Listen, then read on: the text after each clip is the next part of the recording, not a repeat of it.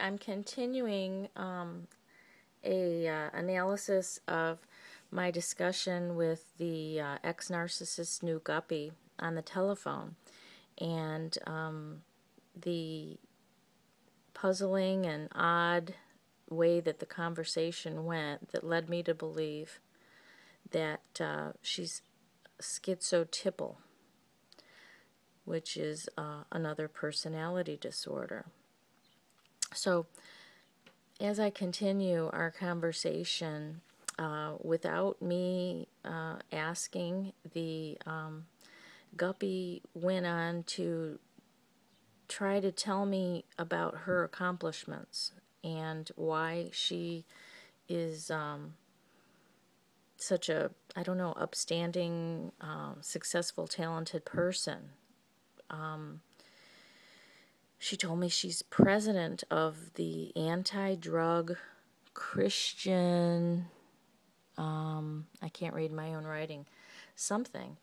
And she has this on her Facebook page also, but I looked to see the number of members in this anti-drug Christian, I guess, coalition thing that she was part of through her college, and there was one member, so she was the only member. So I don't know. I mean, that seems like it could be a delusion, perhaps. She was very grandiose, obsessed with her own painting, and obsessed with her own talent. She didn't seem to have a clear sense of the world in terms of what might be a marketable skill, or in terms of, painters may get recognition, they may be able to make a side hobby and some money on the side, but they usually need a day job. She didn't acknowledge that, and in other words, she believes she's going to be the next Picasso or, Michelangelo. That's the sense I got when talking to her. She also wouldn't listen to me, although she called me, and you would think that she was calling me for either advice or information about the narcissist, but instead she was calling me to tell me about her and to convince me that she's a great person, that she knows exactly what she's doing with the narcissist. And when I tried to talk, she would not listen. She talked over me. When she did quiet down and hear what I said, her responses back she didn't catch the gist of what I had said each time. She missed the point. She kept focusing on kind of irrelevant details, or focusing in on words and twisting them, like a narcissist would do, actually. Once in a while she would get my point, but then she would rationalize it or blow it off. And I had to explain things in several different ways to her to try to get through. And now this is a college graduate, but, she did get a scholarship. So, and, her BA is in graphic arts, so I'm not quite sure how much literary or logical thinking one needs to have for that. I'm not sure. I can't speak to that. She really wanted to tell me about her own functioning level, although I didn't ask. Her boundaries seemed very poor. Like, if I was having a conversation with someone's ex-wife, who, I had an affair with the husband while they were married, I would choose my words carefully, and I would be very, I think, humble. But she had extremely poor boundaries. She seemed easily misled and confused.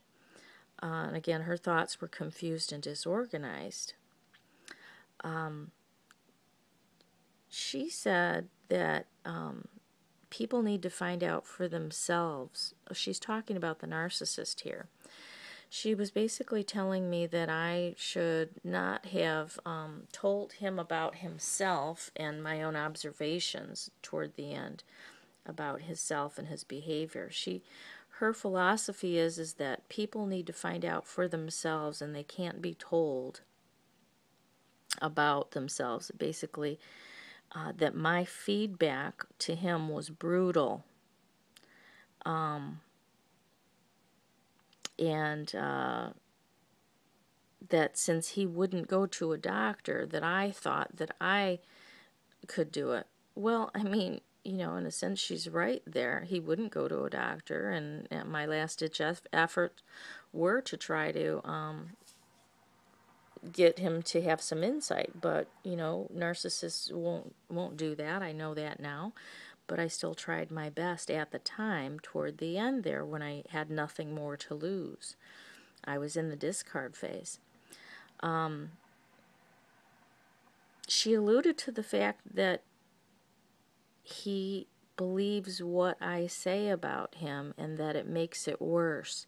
So I guess she was saying, somewhere deep inside she thinks the narcissist believed what I said was true, but it was making it worse. Well, that would make sense now, wouldn't it? It would cause that cognitive dissonance. I concluded that, wow, he's that deteriorated. We've got a couple of nutcases over there isolating themselves together on an island, denying reality, making excuses for each other. Then I reminded her that, he left me because, well, one of the reasons he said that he was afraid I wouldn't take care of him and that he needs someone to take care of him. And so I told her that sounds like, that's going to be her job. But then she said, that sucks. Like, yeah, it does. It does suck for you. Let's see. She admitted to me that when she gives him feedback, she does it gently because she waits until she's at work to call him and say anything, just in case things don't go over well, that she's not face to face with him when she confronts him. So already, this is 8 months into their relationship. She's walking on eggshells. And she is basically giving me advice that this is what I should have done. This is how I should have handled my marriage. Is if I wanted to confront him or talk about a sensitive topic that might cause narcissistic injury, I should wait till I'm at work and do it on the phone so it's not face to face. Isn't that hilarious? I talked about his obsession with porn and specifically black pornography. And then she made some weird correlation that, so what? Some people like to look at pictures of cats and dogs on the internet. And I didn't get the correlation between porn and people wanting to look at cats and dogs on the internet. Somehow she simplifies things in her mind and doesn't catch nuances. That's for sure. So that's it. It's very, very interesting. I'm so glad I found my notes again because, wow, he has decompensated to that point. This is why I can't be jealous. Who would be jealous of that mental illness? Have a great day, guys, and thanks for listening.